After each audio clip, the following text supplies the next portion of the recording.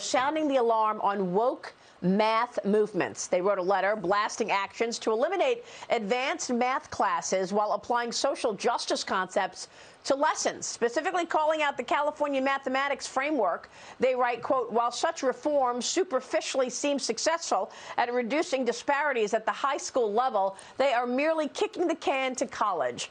The supposed intent of getting rid of advanced classes is to close the achievement gap for Latino, Black, and low-income students. Steve, they're going out of their way to say that they want this equality, and in doing so, they're making it unfair. Your thoughts? Well, that's right. Instead of beefing up their mathematical teachings, math today is incomprehensible K through 12. That's why a lot of homeschoolers, Maria, by the way, go back to math books 50 years ago, 100 years ago. We actually learned real numbers. So instead of improving education, they want to dumb it down. And kids who have a real knack for math, they're not going to get those advanced courses. It's a travesty, typical, sadly, of what's happening today, destroying American education, the economy, and everything else. But I think there's going to be pushback, and this is an example of it. This tide is going to turn.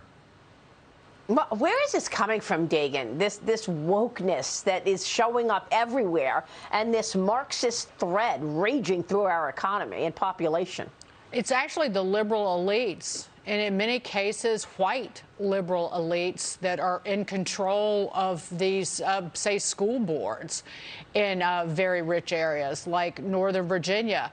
It's the teachers' unions as well, because what they're trying to do, as Steve pointed out, is to dumb everybody down.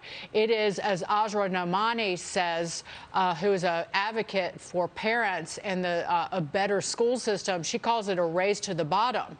So rather than lifting up those students, say, in cities, in urban areas, and making their educations better, which the teachers' unions seem to be incapable of doing, rather than lifting them up and giving them better math skills, they want to hide those deficiencies by bringing everybody lower.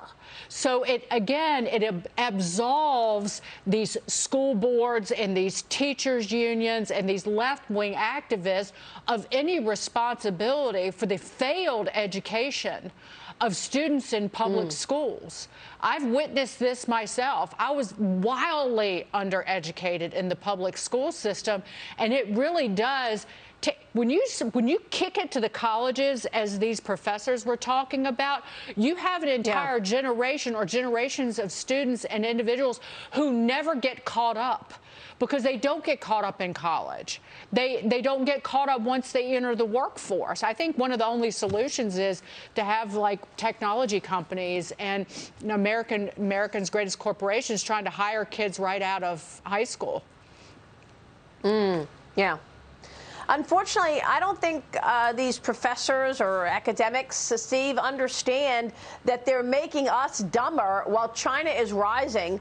That whole China dominance comes to play again here, where their students are getting educated better. That's right. In China, they take education seriously in a way that we haven't. Yeah. And this is why you're going to see more and more of a movement to education savings accounts where parents get the money, not the bureaucracies. Parents make the decisions where the kids go to school. So the zip code doesn't define what kind of education you're going to get. You're seeing movements in that. West Virginia's doing, Arkansas, Kentucky are doing it.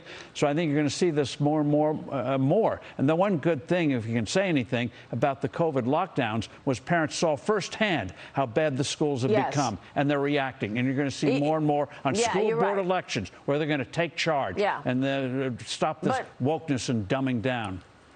Well, you're right, but that doesn't change the reality of our kids had a loss of 2 years. Yes, they weren't learning the same way. So there's that as well. And then there's the other crisis of the wide open border. Yeah, go ahead, No, David. I was just going to say there's been research. James Freeman brought it up on this program the day after Thanksgiving. The Wall Street Journal editorial board has written about it from the National Bureau of Economic Research, the organization that dates our recessions. They found that the share of students who scored proficient or above declined by an average of more than 14 percentage points in math during the lockdowns, and the declines were even greater among those that had more remote learning. So The teachers' unions destroyed these children's futures on purpose. It's a really sad situation. We've got to continue talking about this. Parents need answers, and we will get them.